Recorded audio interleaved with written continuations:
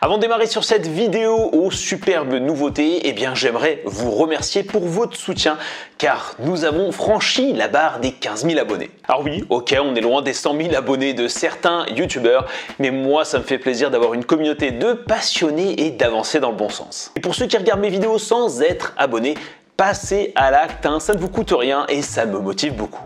Objectif, 20 000 abonnés désormais. Et pourquoi je me suis empressé de faire cette vidéo? Alors déjà parce qu'il y a les 15 000 abonnés, mais surtout parce que Google a déployé ses fonctionnalités AI sur les Chromebook Plus. On les attendait avec impatience et elles viennent de débarquer au travers de la mise à jour Chrome OS 125 que j'ai pu avoir sur mon HP Elite Dragonfly Chromebook. Cela dit, on sent que ça a été un peu précipité par l'annonce de Windows avec ses nouveaux PC AI donc qui intègrent Copilot et qui permet d'exécuter l'intelligence artificielle dans certains programmes. La première chose que l'on aperçoit bien évidemment, c'est l'intégration native de Gemini sur l'étagère du Chromebook. Ainsi, vous allez pouvoir accéder au site web classique et épinglé, donc globalement, la solution est accessible à portée de main dès que vous êtes sur Chrome OS et poussée à tous les utilisateurs. Alors si vous avez l'habitude d'utiliser Gemini via son URL au travers du navigateur Chrome par exemple, eh bien ça ne change pas, c'est simplement une web app qui vient se loger directement dans Chrome OS.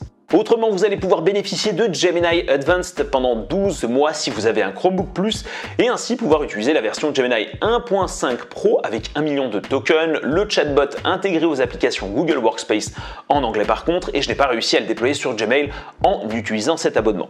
Alors c'est une très bonne nouvelle, c'est aussi un moyen de populariser Gemini auprès de tous les utilisateurs de Chromebook Plus. Cependant, j'aurais aimé avoir une intégration plus aboutie, à savoir pouvoir consulter des informations sur son Chromebook, donc avoir une expérience un peu plus personnalisée, pourquoi pas mettre en place des routines. Mais peut-être que Google nous le réserve pour le futur. Une des fonctionnalités d'intelligence artificielle très cool, c'est la possibilité de générer des arrière-plans pour notre bureau, mais aussi pour les appels vidéo. Le principe est simple, vous avez un prompt prédéfini avec des variables possédant une liste d'options prédéfinies. Donc vous ne faites que des sélections, là dans mon cas je vais choisir la valeur montagne avec le couleur bleu et violet, et voici le résultat. Un résultat plutôt satisfaisant. Pour ce qui est des appels vidéo, il faudra passer par la zone de gestion de caméra et de micro et vous pourrez générer un fond d'écran tout en sachant que d'autres thématiques interviennent pour mieux coller à l'usage. A noter que cet arrière-plan sera applicable sur n'importe quelle solution utilisée en termes de visioconférence puisque tout est géré en amont au niveau du flux.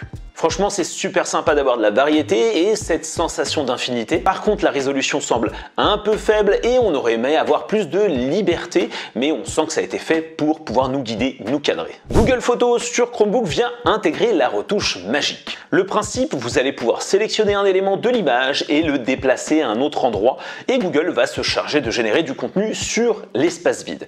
Comme d'habitude, sur ce genre de fonctionnalité qu'on retrouve sur les smartphones Pixel, il faut être dans de bonnes conditions pour avoir un résultat convaincant.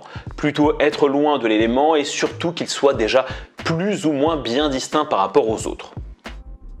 La fonctionnalité Help Me Write est une sorte d'assistant à l'écrit qui va vous aider à rédiger du contenu. Cependant, malheureusement, sur mon Chromebook, je ne l'ai toujours pas.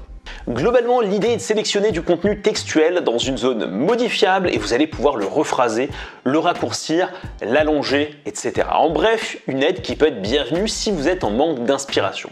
Google avait teasé cette fonctionnalité au travers de quelques démonstrations vidéo et j'ai vraiment hâte de pouvoir la prendre en main.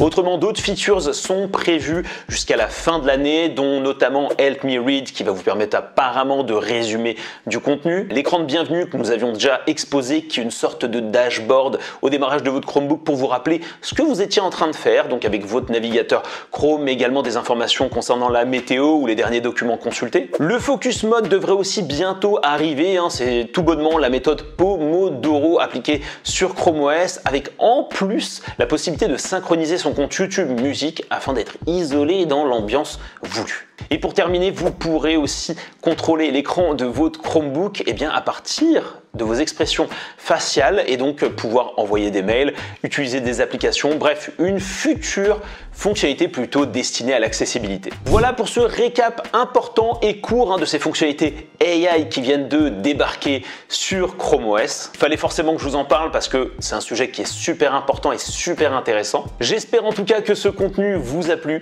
Si tel est le cas, n'oubliez pas de le partager, de le liker et surtout de vous abonner à la chaîne YouTube Tech Life pour atteindre les 20 000 abonnés. Oui, on a encore beaucoup de marge. Et je vous dis à la prochaine. Ciao, bye bye.